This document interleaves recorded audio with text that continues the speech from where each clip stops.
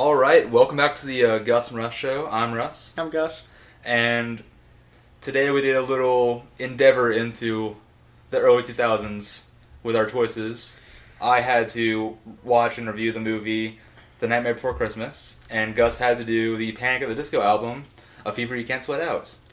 Yeah, except the fact that Nightmare Before Christmas did not come out in the 2000s. It came out in the early 90s. Did it actually? Yeah, it came out in 1993. I never said I'm smart, folks, right? Let me double check that. But it is definitely in the 90s.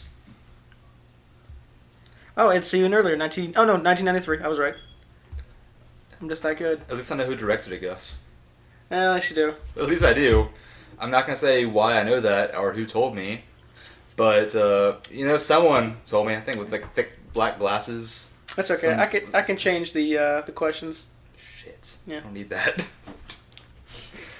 Gus, I'm 1 for 3 in this endeavor. Do you really need to change these questions on me? I think I do. What'd you think of the album? Let's start with that. The album's great. I mean, it's a veritable classic, or it's a contemporary classic, and especially in the emo scene. Oh yeah. You sad boys and your vaudeville. I Write Sins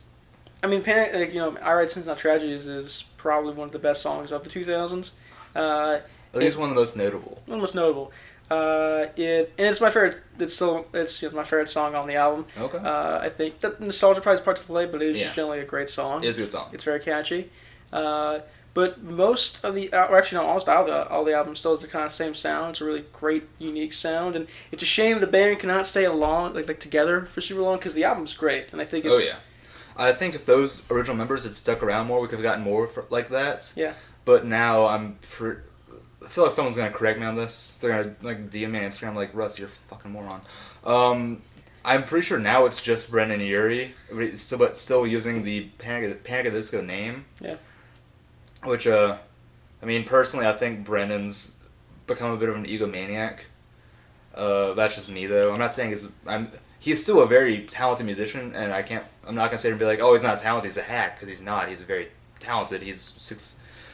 To be around this long and still be relevant in such a changing music scene, I give him credit. That's phenomenally impressive to pull that off the way he has. But I think by this point in time, he just needs to go solo. I think he needs to stop using the Panic at the Disco name. It's got a brain to it, Russ. I know it does, but it's upsetting. By the way, first person to tell Russ to fuck off in the DMs gets a shout out next episode. And $1. You can handle the dollar part, Russ. The dollar part was not legally binding. Yeah.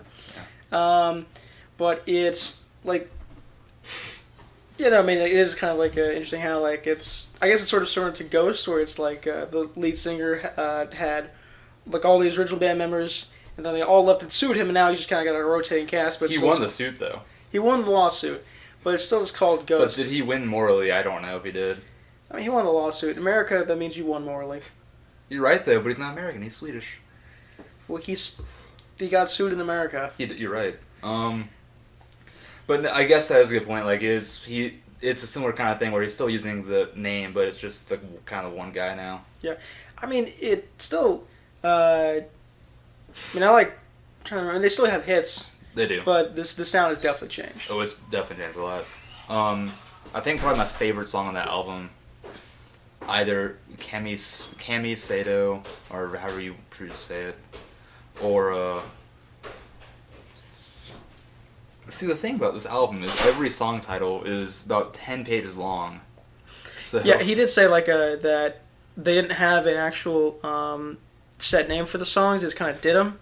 And then they would choose a little part of the song to put in, or well, no, they choose basically they just watch a TV show or a movie or something, and then someone says a line, and it's like, oh, that would make a good song. Good song. For instance, I think that's how they got the only difference between a martyr and a suicide is press coverage. Yes, I think that's from a TV show. Is it wrong though? It's not it's not totally wrong. I think my favorite song is I had to look at the song titles because it's so long. There's a good reason these tables are numbered, honey. You just haven't thought of it yet. Yeah. That's a good song. It's a nice little jazzy song. That's something I think I like most about this album is it does have a bunch of different, you can tell there's a bunch of different, musical influences involved in each song. It does, but I think... There's a bunch of jazz involved. It does alter into, especially the song About Sins Not Tragedies. That's just very pop punk. Yeah. Very just kind of driving to the point. But I think I do like how it does. You pretty easily tell like the different styles that got involved in it. Yeah, it's like I think that was intentional because like they do that whole vaudeville thing throughout the like most of their music videos, and I know some of them are based on some of the tracks are based on books, some of them are based on personal experiences, and then some of them are based off film like the song what is it the lying is the best thing a girl can do. Lying is the most fun a girl can have without taking her off her clothes. Yeah, that's it. That is like such ridiculous names. It is. That's based off of the film Closer with Natalie Portman and Clive Owen. Isn't that where she wears like the pink wig? Yes. I got you. But it shout out to Natalie Portman. Please respond. Please respond. But it's like things like that. I mean, so I kind of like, and I like how it's sort of like it's a very professional sounding album, but they do dumb shit like that. Oh yeah. Which makes sense because they're all 17, 18. That's also. This is one of the times where I just feel about myself a lot because I'll listen to this album and I love it and it's like it's a brilliant album, and I'm like, they were all in high school except for one of them when this happened. Yeah, the oldest one when they came out was like 20. Yeah, and he had to go leave the University of Nevada to do this. Yeah, what a waste. What a waste. Should cherish education, young man. Well, I mean, I don't think he's still in the band, so. He probably still makes money off of the band, off that one song. He gets royalties off the album, I just don't know what it is. Well, I Write Sins Not Tragedies probably paid for his kid's college fund. Because, I know, what's his name? Norman Greenburn, who did Spirits in the Sky, yes. was like, once asked, like, so what is, like, he was kind of like, what the meaning of the song was, like, what does it mean to you? He's like, it means a shitload of money. Oh, like when Michael Caine was asked about Jaws: The Revenge? Yeah. And he's like, I haven't seen the movie, but I've seen the house this movie bought, and it's terrific. Yeah. Because he got paid, like, a couple million for that. And he's, like, barely in it. Like, he's just, like, he's only in it so they can say Michael Caine's in it. Don't they shoot in Bahamas, too, so just basically on vacation? Yeah, he just chills. Like, it's like a modern Adam Sandler production where he just takes all his friends to random, You leave Uncut Gems alone, Gus. That's not really an Adam Sandler production, is it? He's just the film he's in. But I'm talking about like, the ones made by Happy Mass, where like they go to Africa or the lake or in Georgia or something like that. Or the Smoky Mountains with his friends. And they just kind of chill for like a couple months. They just gotta have fun, do some stunts. Yeah. Do everything like a 10-year-old child wants to do but doesn't have the money to do. Now he makes like $30 million. Yeah. But, man, we got a little off track there. We're very good at that. We're very good at it. But I think that it's... Yeah, so I mean, like, I don't really have any complaints about the album, I think. And part of that is nostalgia, because there's that number of tracks, like, you listen, takes it back to elementary school, middle school. And then part's because it's just a really great album. I mean, it's a reason why it launched their careers so rapidly. There's reasons that to this day, this album is still the most successful album. Yeah, because it's their best album. It is by far the best album. Almost makes you think maybe they should have stuck together. It really makes you think.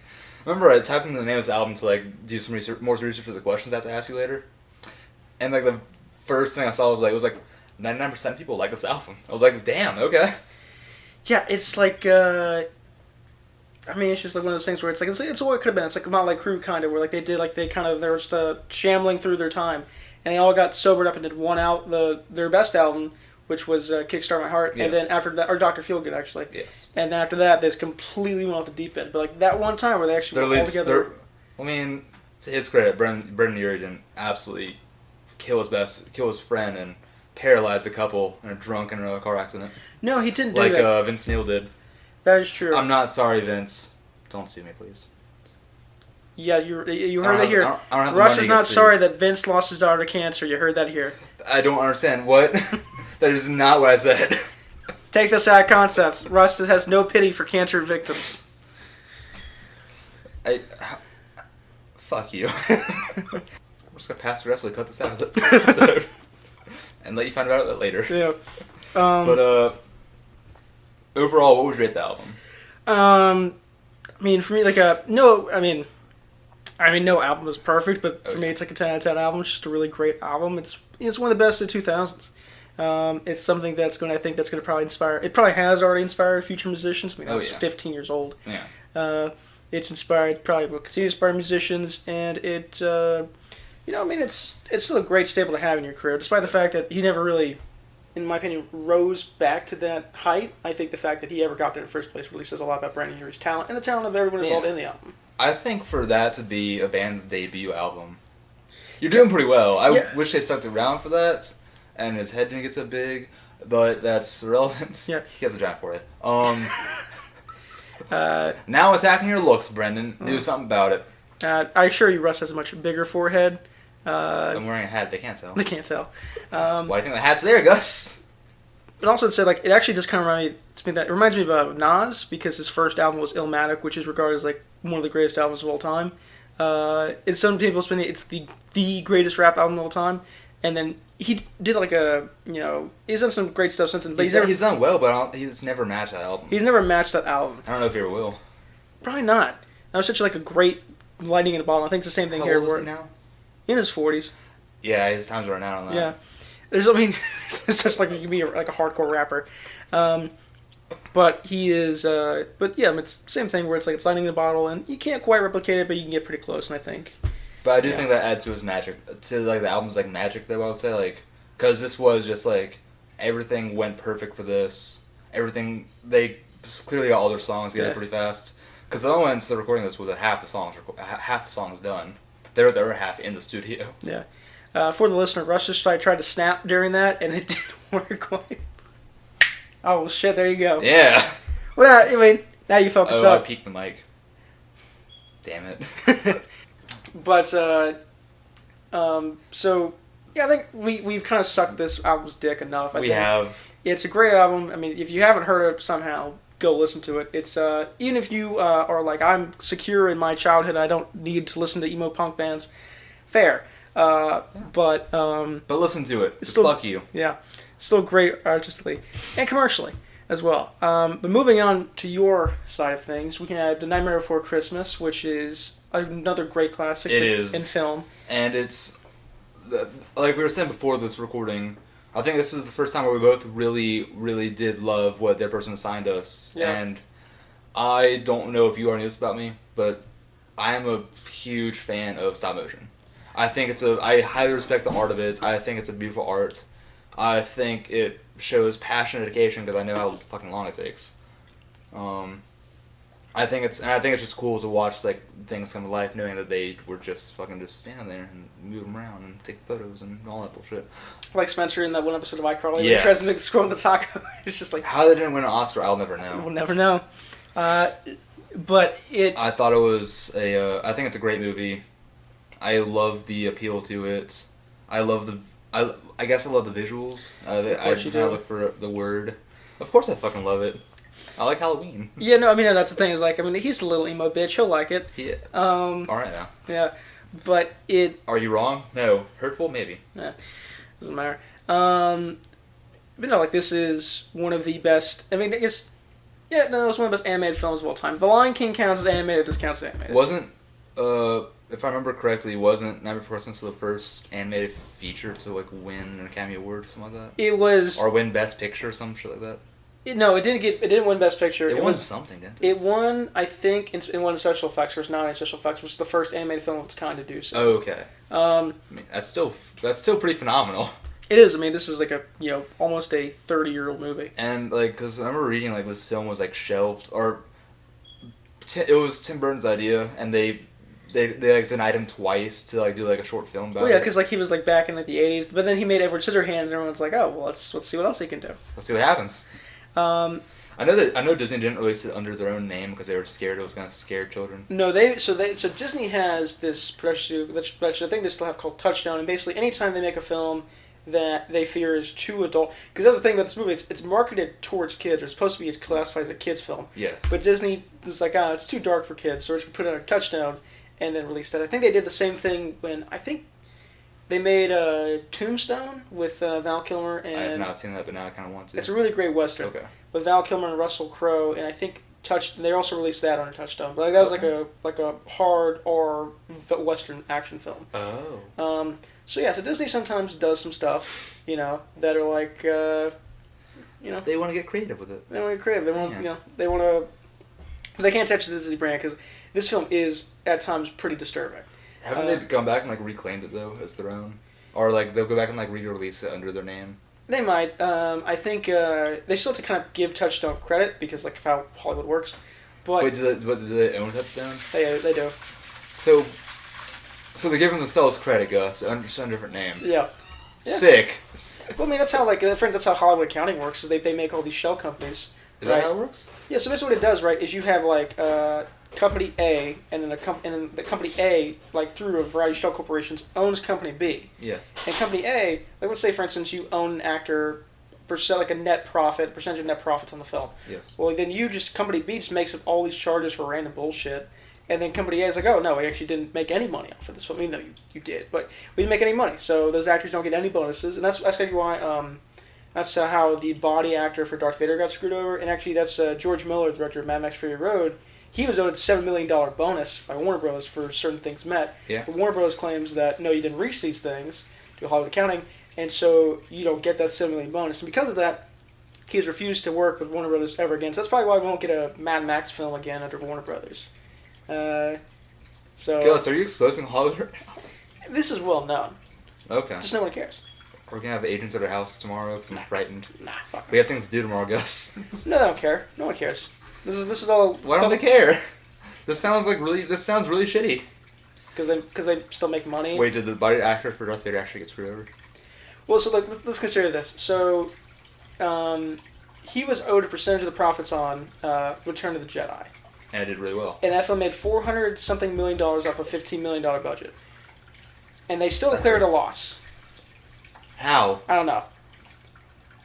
Gus, the hoops he has to mathematically jump through to get from $400 million to zero. It's so many. But the fact is, like that hoop, that they go through those hoops and it works every fucking time legally. How is that legal? Because you can't prove it. Fair enough. But, back to our movie. Back to the movie. Man, we're bad at that. Yeah.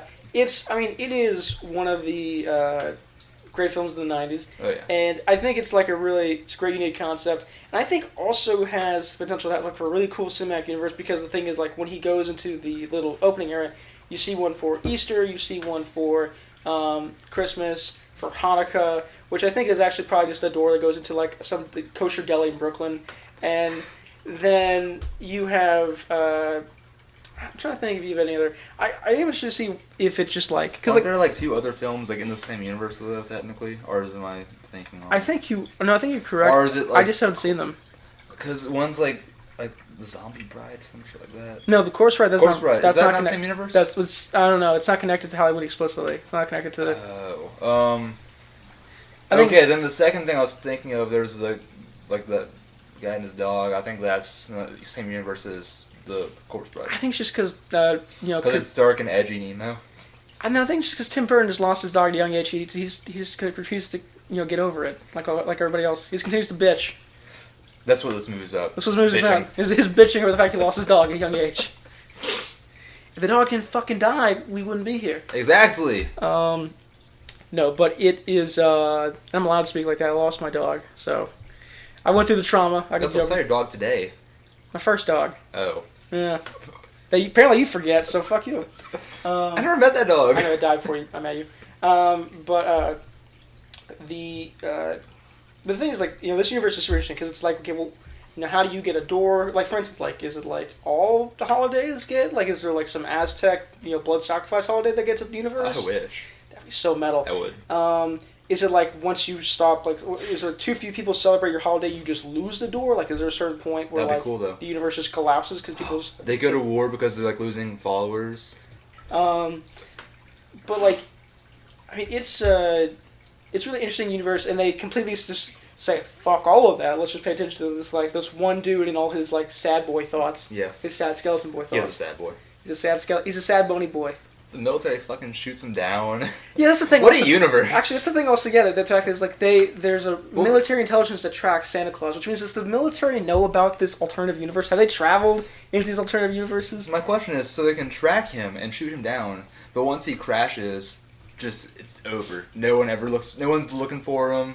He can just be safe in his little graveyard that he crashes in. It might be a case of like they just kind of stroll by and they see he's like a skeleton. It's like, oh, well, that dude's fucking dead, and they just go by. I don't know. I mean, so then they aren't aware of this town. Well, I mean, they're aware of like they kept me aware of Santa in some capacity because they can track Santa, which means they had to like put something on him, find a way to trace him, which means that they have. Maybe even Santa has a deal going with like the local militaries of the world. Is Santa the only one being tracked, or are they tracking the Easter Bunny too? Got questions. It might be. Here's quick, and also like because Santa leaves the universe to go and travel. Yes. So does that imply that no? Because I guess Halloween people don't. So like, but the thing is though is that there's there are stories that talk about like people like creatures of the night coming out on Halloween and interacting with people. Yeah. So how come those don't hold fruition, but Santa Claus lugged his fat fucking ass across the universe like that works? Also, if you remember the end of the film, Santa Claus can apparently control the weather because he made it snow in Halloween Town. He did, which is like so crazy. Because like, also he never uses that power until the end of it. Like there's like a scene, like there's so many scenes where like stuff bad stuff happens to him. There's not once where he goes just like I'm just gonna summon a fucking tsunami. Fuck this shit. So my question is, I guess, does he only control winter-related weather events, or can he control weather in general? Is he like Elsa? Can he summon an ice castle? Gus. Yeah. The Frozen universe, the same one as the It's all under Disney, man. It's all shell. It's all shell. But it's an interesting... And then, like, the funny thing is, like, actually, in the... I do another question. What? Is... So I think this kind of relates sort of, like, to the idea of, like, there are certain things you accept as a kid that you just, like, as an adult, you go, like, wait a minute. Because, like most things? Like most things. So, like, in the album, in the actual... There's an extended album, and in the epilogue, Santa reveals... that he goes there a few years later and he sees that Jack has a couple kids, right? Yes. And it's assumed that Jack, and even though it's like she's not, it's assumed that Jack had Jack and Sally. Jack and Sally. Yes. How did that work? Like there are logistical problems with this that I think you can foresee. Like the fact that he's a skeleton. The fact that he's a skeleton. The fact that she's dead. Yeah, no, that should not ever physically work. It's like I like to call it the Hagrid problem. From Harry Potter, because Hagrid... What's Hagrid's problem? So here's the thing. So for people who are not familiar with Harry Potter, Hagrid... I've seen him, but I just don't remember like what the problem is. Well, Hagrid is the groundskeeper of Hogwarts. Yes. His dad is like a normal-sized dude, right? Yes. His mom is a 30-foot-tall giant. Yes. I cannot be the only one seeing logistical problems with that statement. I mean, Gus, have you seen the hit movie Shrek? Guess like... yeah, that's another... That's like the only one to actually firmly address, like, yeah, they fucked. They did, but how? I don't know. I should have asked that. I should. You should. There's artwork on the line, man. There is like. Gus, I don't want to get tracked, right? Yeah. But like, so like there is there are lists of people who look that up. Yeah, no, but it's like for like consider this like with Hagrid's like because like there's like a scene like where his half brother, a full giant, is like holding Hermione up in the palm of his hand. Yes. So it's like there's so many questions. Like I mean, like was it like. I don't know. Was it like accidental? Was it like? Did he like? I mean, first off, it had to be like. She had the bomb. It had to be like missionary, I guess, because otherwise you need like rope. You need a pulley system. It's a whole production. There's like a. I hate this. Was it like a suicide mission? Here's the idea. Hagrid did all of this. Maybe Hagrid's dad did all of this. Yeah. Because on his epitaph, on his grave, he wanted to read it. First man to literally drown in pussy. Well, I know what the fucking title of the episode's gonna be now. Okay, we'll move past. I know what the title is now. We're doing that. We'll move past this. But like it's like. Well, the thing is, we don't have to. I don't know. I don't have any logistical explanation for any of this. Yeah, I mean, it's also the thing with like the mayor as well, like the fact that he can change his face and everything. Like it turns. So like. So it's assumed he doesn't have neck bones. But then how does he like open his mouth or do anything? Well, I mean, it's kind of... I mean, really, most of Halloween Town, like, they don't... I mean, I guess it's like it's an alternative universe. It's alternative physics, yes. I guess, because there's like that scene where like... I mean, Boogie Oogie's a sack of bugs. He's a sack of bugs. I don't know how that one worked out. I don't know what the explanation for that one is. I don't either. I also don't know how... Like, I mean... but also, like, at least with the... at least with, like, with Santa's... town, I guess they're all human, or they're elves or whatever. Oh, like, another thing is, like, also, I forgot how kind of graphic at times that film is, because there's a scene where, like, they're in his lair, and he has, like, red, like, blood-stained skeletons, like, hanging out in his, like, lair. You don't? I mean, they're hanging right there, Russ. Oh yeah, next to Johnny Cash. Hell yeah. Yep, the listener has to take my word for it, obviously. I mean, I'm gonna corroborate it, so good luck. Mm-hmm. But it's one of those things where I guess you just can't really... You have to sort of accept it and sort of move on. Suspension of disbelief. This is a very... I love how we went to, like... We went to, like, Santa being able to control weather to Hagrid's dad fucking a giant. Oh yeah, back to that. So the like fucking... Okay, Garrett, go. Okay, so say like, what you guys say. So Santa can control ice. Does that mean... Okay, so there's... Ooh, does that mean there's like a... Because the Mayans, they celebrate the sun. Yes. Does that mean there's a sun god who can control fire? I smell a movie. We're gonna make it. We're gonna make it. They're like, it's gonna take forever. Yes. And just to be the two of us. We got time. We have time. It's gonna be like that. We got Tuesday free. We're fine. Yeah. But overall, like, it's a very interesting film with like a lot of world building. It's a real, in a part, it's like probably for the best. They didn't actually do any major sequels to it because they don't want to ruin it. You don't want to ruin it. It's like, you think, like, it's like Game of Thrones where it's like, oh man, like, I wonder where this is going to go, and then it just goes to fucking shit. Oh yeah, because are you still mad about the last... Yes, Russ, everybody who watched the show is still mad about the final season, okay? I'm sorry for that. Your fucking mic levels. Everybody, for the listener, got really mad on behalf of... Because, like, it doesn't make any sense. Like, I don't want to go on a tangent, but I'm going to go on a tangent here. Feel free. So, Tyrion is, like, he is accused of treason, alright? He's accused of treason. And the Unsullied, who, like, basically, like, threatened to kill people just, like, for working with Lannisters, let the guy who, like, released the Kingslayer, the killer of their queen's father, just kind of go on a whim. And then they let him convince all of the other lords to vote Bran the Broken as king, because he has the best... No, first off, Bran has the worst story of any of the characters, alright? And also, what a name. Bran the Broken. You might as well call him Mr. Wheelie Wheelie Legs No Feely, okay? The fact that Tyrion like, is like, oh man, I hate all these people calling me half-man and imp. He calls a crippled dude Bran the Broken. What a fucking asshole. And then there's the fact that Jon was a Targaryen, that he was the prince's promise. This is going to be kind of spoilery, by the way, for the final season of Game of Thrones. Spoilers. That Jon is a Targaryen, that he is the prince's promise. Doesn't fucking matter. So, which means that Ned Stark basically damned his son to 16-ish years in the show, 14 in the books, of being a bastard, just so he can just, like, go fuck off to, like, the north of the wall and be, like, Lord Commander of the Night's Watch. All over again. And also, the punishment. Really? Like, Grey Worm's just going to accept Westerosi punishment? Like, oh yeah, I mean, you know, he killed my queen who I'm fiercely protective of, but yeah, give him a fair trial. Why not? Send him to the wall. Like, no, like, he's going to fucking kill Jon. Maybe not then. He's going to, like, probably, like, but, like, also, the Dothraki are now loose in Westeros, and, like, there's no Daenerys there to, like, to help, like, control them, so they're just kind of losing this, and just basically laying waste to fucking everything. And then Bronn, who is a sellsword, who fucking nobody cares about, like, who is, like, you know, this, you know, like, he just basically falls ass forward into becoming Lord of Highgarden, Lord Paramount of the fucking Reach, which is the most prosperous, wealthiest part of Westeros, Russ. Yes. Okay, imagine if you elected fucking Benedict Arnold, okay, yes, to be, like, the governor of California. Like, it doesn't make any goddamn sense. I have more, but I'm gonna stop here. You see, I don't know how to respond, and the reason I don't know how to respond is gonna piss everyone off. I don't like that. Because I haven't seen it. You haven't seen the show. You haven't read the books either. You haven't done anything.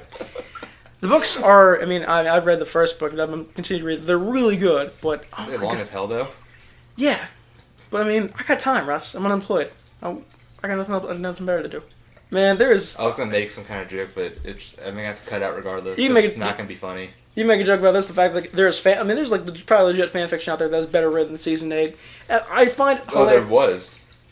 Huh? There was. I didn't read it, but there was. Yeah. I find it funny that, like, that, you know, like, they kind of basically cut short all of that shit. They basically fuck over Game of Thrones to go and do Star Wars, the creators of the Game of Thrones did. Oh, is that what they're doing? Well, they were. Then they lost out on the contract. Then they went to Netflix. What? Then they went to... Because Disney saw how they treated Game of Thrones and all the backlash. Like, nope. And then they went to Netflix, and Netflix was like, Nope. So now they're unemployed, as they fucking deserve to be.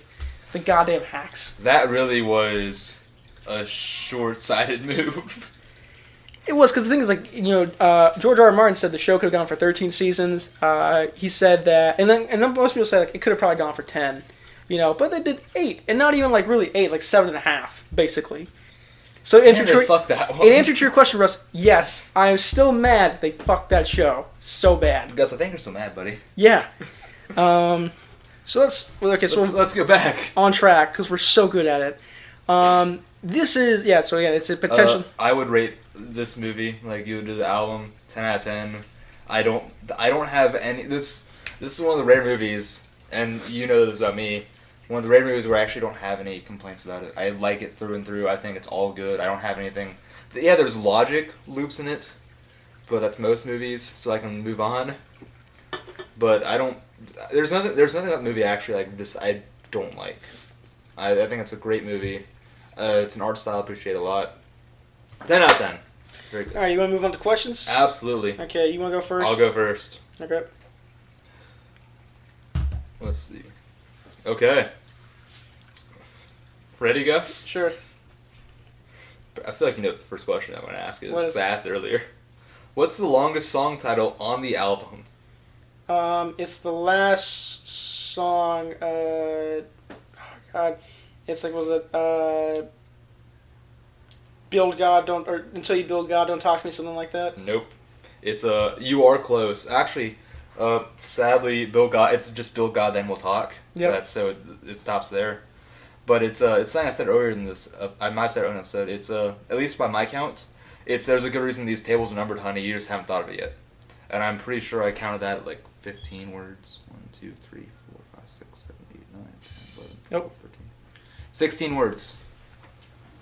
Is Yeah, hold up. I counteract this. Because this is 3 minutes and 40 seconds. I said longest song title. Oh, you son of a bitch! I didn't hear that for it. I mean, Gus, it's in the recording. I don't know what you want from me here. Okay, fine. Do me to think of a new question since you didn't hear me correctly? No, it's fine. Are you sure? Yeah, I'm good. All right. We'll move on. I got hard questions as well. We'll move on. Are you good? Yes.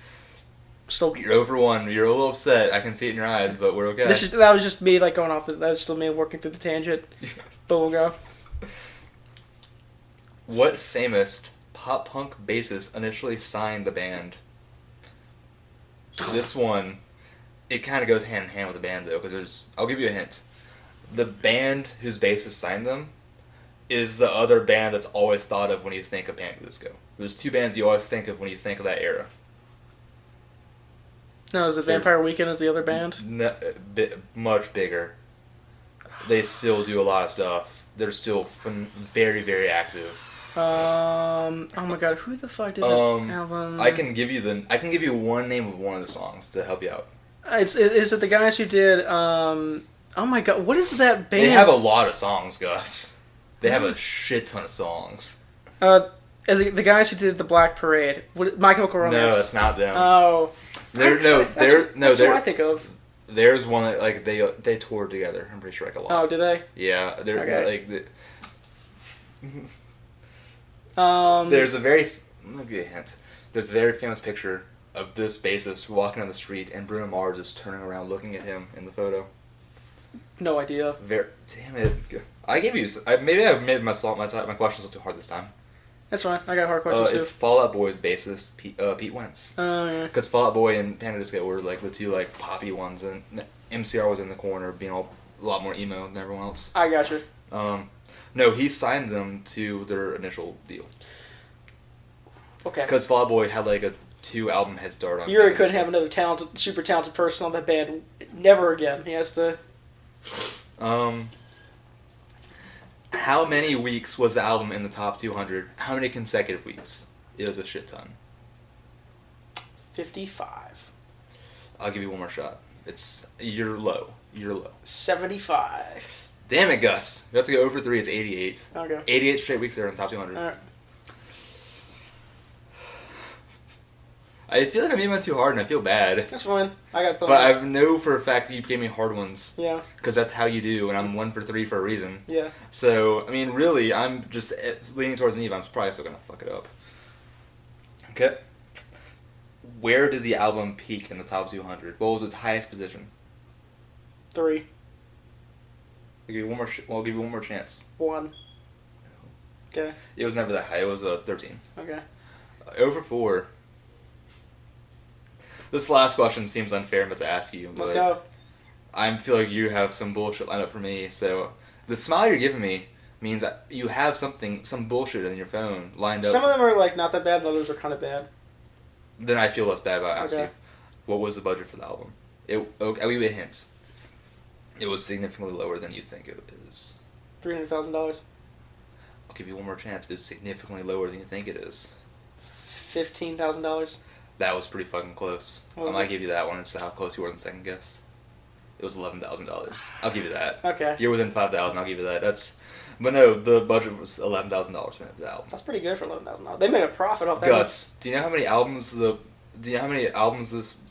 many units this album sold in America alone? A few million. $2.8 million. 2.8 million copies. Yeah. So, $11,000 to that. Yeah. I mean, I don't know how much they get per album sale. I mean, for the first album, probably not a lot. I imagine their deal wasn't phenomenal, but you know what, they'll deal with it. Okay, Gus, you went 1 for 5. All right. Let's see what bullshit you have out for me. Okay, who directed The Nightmare Before Christmas? Brent Selleck. No. What? Henry Selick. Doesn't count. You need the first Damn and it! you needed the first and last name. Gus, I just want you to understand how confident I was going into that I know question. you were. I was ready. What is the name of... Wait, who's Brent Selleck then? Isn't there a Brent Selleck? I don't fucking know, but he's not the guy who directed. That's Henry Selick. Alright. What is the name of Sally's creator? The creator. No. He's an actual name. It's a mad scientist guy. Oh. I hate you. Hmm. He's the one I pay attention to least. The little short dude. Absolutely. Fuck you, I don't know. Dr. Finkelstein. It's a bullshit name. It is. Okay, third. Okay, who do the trick or... This is probably the easiest one. Who do the trick-or-treaters accidentally kidnap first before Santa?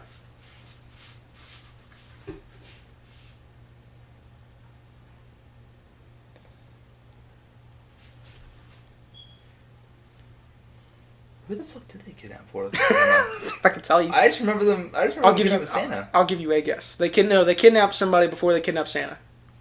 Can I have a hint? One hint. It is another holiday mascot. Fucking Easter Bunny. Yes. Oh yeah, because I said it earlier in the show. Yeah. Well, I didn't say it, but Okay. I said Easter Bunny. Name all 3 trick-or-treaters. I can't. Give me one of their names. I don't know if I can. Gus, I just need you to understand how intrigued I was about art and how little I pay attention to actual names. That is a shame. I know, because it's fucking me over now because we're tied. Yeah. We're both one for our respective questions. All right, you give up? Yeah. Okay, so the 3 names are Lock, Shock, and Barrel. Fuck you. I know. I didn't actually even know they had names until I actually researched this film and rewatched it. But they are referred to by Shock name. and Barrel. Yeah, they were referred to by name by Jack and then Boogie once each. I can only... 2 of them can remind me of a gun, but I don't know what the fucking Shock's about. Well, it's a play on Lock, Stock, and Barrel, but Shock like spooky. Gotcha. Yeah. But Lock and Barrel, like he's gonna come out like a fucking cat. Okay. Oh, blunderbuss. Yep. Name 3 of the scary gifts that Jack leaves for children. Okay. There was those scary Jack-in-the-Boxes That's one of them. with what was it, a clown head that kind of Wah! Yeah, the one that chased the little kid. Yeah. Yeah, that's one of them. There was those fucking wind-up mice, weren't there? Like you wind them up and they chase you and they bite. Did you not set those off in one of the houses? Little wind-up mice. It's not quite. It wasn't quite a mouse. What the fuck? What? It wasn't a rat. If is what I'm thinking of. Are you talking about like where they chase it up the stairs? Yeah. That's not a mouse. Is it an animal at the very least? It's an animal. Okay. It's not a mouse. It's not gonna be a rat. That'd be too close. It's not a rodent. I'll say that. It's not a rodent. Jesus. It's an animal. It's snakes. Okay, well, actually, yeah, one of them is a snake. Do I get partial credit for that? Yeah, you just need one more. Oh, fuck. You have Jack in the Box and Giant Snake. Okay. I only say 3 because there was actually a lot. There were a lot. There was a lot. Fucking montage. Evil teddy bear. No. Damn it. So there was the Shrunken Head, which is when he pulls out the little thing. Oh, yeah. Yeah, that's the first one. There's the Killer Wreath, the Giant Snake, Okay. and then the wind-up toy was a duck. Evil duck? Yeah, like there's the duck, and there's like the thing that like, the little scary cat ghost that floats up beside the duck up the stairs. Do you remember that? Oh, yeah. Then there's the actual fucking bats, and then Jack in the Box. I love how he just gave him actress fucking bats. He just kind of gave up then. He's like, here's some bats. Here's some bats. Like, they literally don't even, like, there's literally like, not even a scene where, like, they come out. He literally just fucking flings them down the chimney, like, there's not even a joke for that one, like, oh, it's like a plan something else. He's like, here's just some bats. I'm done with this. Yep.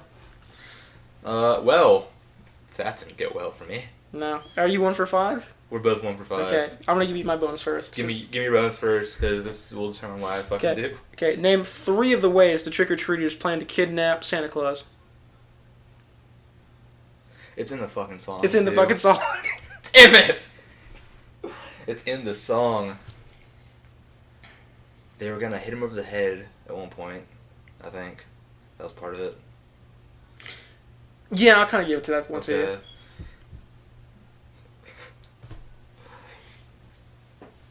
Gus, do you know what's really upsetting right now? What? I can hear the song in my head, but I can't, like, when he gets... Kidnap the Santa Claus. I know. It's a fun song. Yep.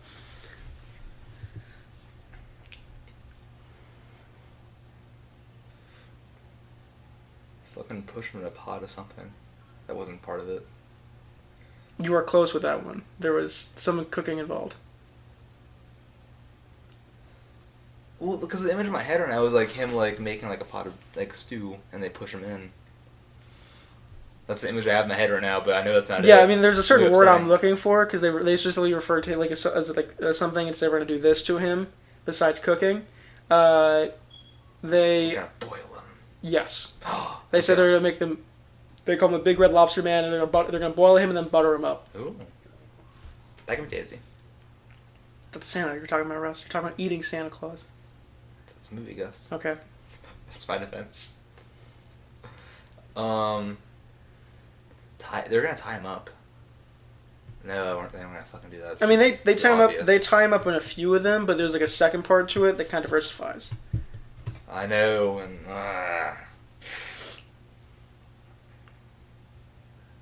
I can't even fucking remember. Okay. I'm just gonna waste so much time trying to think of it. What is it? The way they refer to it is they're going to lead some bait and then trap him in a cage, Okay. butter up and boil him alive, what you got. They're going to bury him alive for 90 years, Jesus. point a cannon at him and shoot him and blow him to pieces. Then they rescind on that one because they realized blowing him to pieces would piss Jack off. Then they decide to this is what we're talking about, tie him in a bag and then throwing him out to the ocean Oh hell yeah. to where he drowned. Then Gus, half of these don't sound like they're kidnapping him. I know, but they always. But the thing is, I also agree with it. But then they refer back to the course of kidnap Santa Claus. So I think the plan is they're going to do that to where he's the verge of death and then save him. But then the burying him alive for 90 years thing. It also could extend the fact that they are sort of immortal in a sense and can't actually die. So they're just going to basically. Will that make Santa Claus immortal too? Yeah. So the thing is, like, Okay. they're going to basically throw him. So the thing is, like, it's kind of implied they can still feel pain, which means that they're going to have Santa Claus constantly relive. Suffocating by burying him alive, Yes. drowning by throwing him in the ocean, burning to death via boiling him, exposure or starvation by trapping him in a cage, and then the final one is what are they going to surprise? They're going to go into a present, which is what the plan they go with, where they go in as a present and they surprise him and then bop him on the head. Boop. I wrote it down: surprise him, stripper in a cake style, which considering the children might be in poor taste. Think of the children, Gus. Think of the children. Or in that case, don't think of them. Okay, let's go. Bonus question from me. Motherfucker. I was looking at something earlier, just in case of this. Gotta find it. Okay. Yeah. I got a question for you. Okay.